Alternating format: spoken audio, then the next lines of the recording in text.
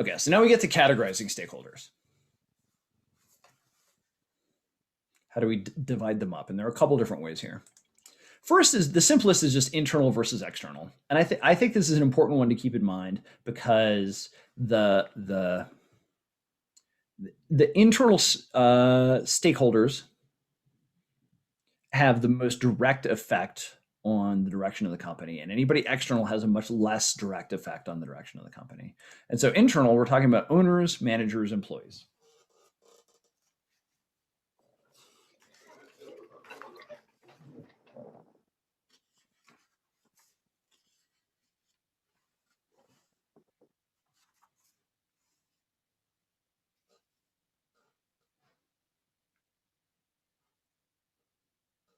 Right. So I'm going to pick on a couple of you who had what I thought were pretty good shares last Wednesday.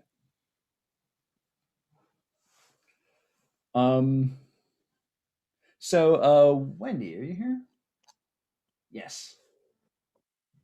Do you mind if I pick on you a little bit? Yes. Awesome, thanks. So last time, you're sure? It looks like you're out in public somewhere. Oh, I'm fine. Okay. So last time you said something about leadership sabotaging, right? And so do you remember that? Yes. Yeah. So say Kind more. of. Um, well, just what I can recall from last week was that leadership depends on how a business can grow overall, especially, well, like in management as well. So if the leader is in that case, in that scenario, it was like the manager. If the manager is not showing ethics or um, following the regulations of the company, then the employees will do as well. So it's kind of like, I guess it's like leadership depending a lot from what I can recall from last week. Yeah. Yeah. That's I it. don't That's know. right. Yeah. That's very good. That's very good. That's the insightful kernel that you had, and you elaborated on it. So thank you. That was very good. So yeah, exactly. So the if the leadership behaves ethically, then you have that trickles down, and the employees behave ethically, and then we have a good workplace culture that works well. And if it doesn't, and if we don't have managers acting ethically, then that also trickles down. That also infects the company, and we develop a toxic workplace. And so, Yeah. yeah, exactly. And so the way that we manage, one of the ways that we manage employees as stakeholders is we exhibit ethical behavior for them, so that we have continue to have employee buy-in and continue to have employees behaving well when they're dealing with other stakeholders. And so the most important, some of the most important stakeholders we can manage in a company are in the company. In fact, the most important ones that we can manage in the company are in the company, and that includes training the employees to act ethically and training the managers to be good stewards of that by themselves acting ethically. And also just acting well, right? Like the doing the job well, showing up and working hard. And so by doing that, by keeping those stakeholders involved, these folks have the most direct effect, the most direct impact on the direction of the company. And so we have to think about them as the stakeholders that we think about first in most cases. Thank you. Would it also include like building kind of trust within those shareholders? Because I feel like if you don't get them involved as much in the company, then they would be like, well, I'm not seeing any results. I don't know where my money's being invested. And they probably just want to, remove themselves. So I feel like building that trust and communication with them maybe plays a role as well. Yeah, absolutely. That's 100% true. Absolutely. Thank you. Yeah. So yeah, and if we don't, if folks don't invest, if folks don't stay invested in the company, whether it's literally the investment of the owners or the metaphorical investment of employees and managers, then you really start to get into trouble. And if everyone stays invested, then we actually have an opportunity to potentially be successful. But then we also have all these other externals that have some relationship, with the company, but aren't really within the company walls, and therefore have a more limited role in the direction of the company. It includes customers, suppliers, creditors, community, government, media. There's a couple more I'm going to add here that I didn't that we've not yet covered today that I think are also at least worth noting. Trade associations. So if you're a Denver manufacturer, right, finding other manufacturers via your trade meetings is going to be really beneficial. This also includes trade unions, who are external to the company, but also have a really important role to play in shaping employee relationships, as well as special interest groups. Now, when we think about special interest groups, it's really easy to jump straight to the ones that have the most uh, to the ones that have the most high conflict, high drama relationships with a company. So think about Smith and Wesson versus Mom's Demand Action, right? There's not a lot that those two organizations are gonna agree upon. So, and that's when we think about special interest groups. The ones that are in the media are often in the press are often the ones that have that kind of visibly oppositional relationship with an industry or with a company. But special interest groups often they just have very specific asks for companies, and or they're trying to. A lot of times they're just trying to build sort of more banal relationships with companies. So the AARP is a great example of a special interest group here because of that. I mean, not also because of their size. I mean, they are the biggest special interest group in the U.S. But the most of what they do is find discounts for seniors and sort of keep an eye out for trouble. Like they certainly will we're always looking out for fraudulent scams that take advantage of seniors. That's part of what they do, but they're not generally going after all of the companies that they have an interaction with. They're generally trying to work with most of the companies that they have an interaction with. So special interest group relationships can be really beneficial, or they can be really complicated. They can also be really conflicted, but that's not the high conflict ones are not the only ones that matter.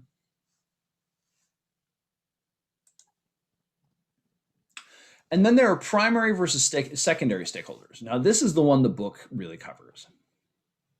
Primary stakeholders are those whose continued association and resources are absolutely necessary for a firm's survival. That's the book's definition. Primary stakeholders are the ones where the relationship is necessary for the firm's survival. Right? And these include employees, customers, and shareholders, as well as the government and communities that provide necessary infrastructure. So I'm going to put up figure 2.2 from the textbook, 2-2, and then go over what it shows, and then go over what the text just said again. So in the middle, we've got the company, and then the clump of 6 groups in the middle next to the company are the primary stakeholders, where their relationship with the company is necessary for the company to survive. Now, traditionally, and in most stakeholder research, most other professors would say that includes the customers, employees, shareholders, and suppliers, and they would stop there. And they would put the government and regulatory agencies and the community as secondary stakeholders. In fact, before the end of class today, we will talk about research that draws that line. So you've got can you see my mouse move when I do this, by the way? Yes? Okay. So these 2 circles would be more off to the side for most folks who write about stakeholders. Most other professors, most other scholars would not put government and regulatory agencies and community as primary stakeholders. They'd put them as secondary stakeholders because the relationship is not a day-to-day business function relationship in the way that we normally think of it. Right? Customers give me money, suppliers give me product, right? Employees give me work, shareholders keep me from going under, right? So these are very important day-to-day business relationships, and we tend not to think of the community and the government as having those kinds of things. But I'm going to again read you the definition. Oh, darn it. Read you the definition that the textbook has, which is the primary stakeholders are those whose continued association and resources are absolutely necessary for a firm's survival. And I think if that's our standard, then it makes sense actually to put government and community in as primary stakeholders as well. I think there's a good argument to be made for doing that. How do you define community though? Because like for Amazon, is the entire world Amazon's community?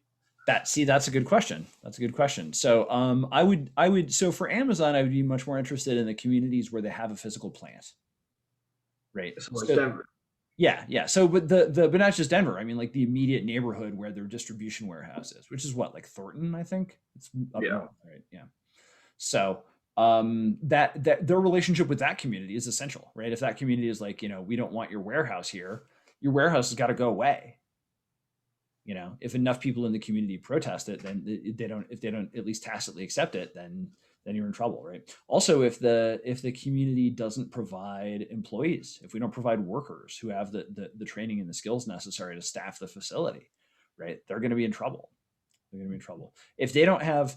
And when it comes to Amazon, think even more directly about the government provision of transportation facilities, including especially roads, right? If the government doesn't provide roads for Amazon delivery drivers to drive on, they're going to have a heck of a time making deliveries. I mean, I'm not going to.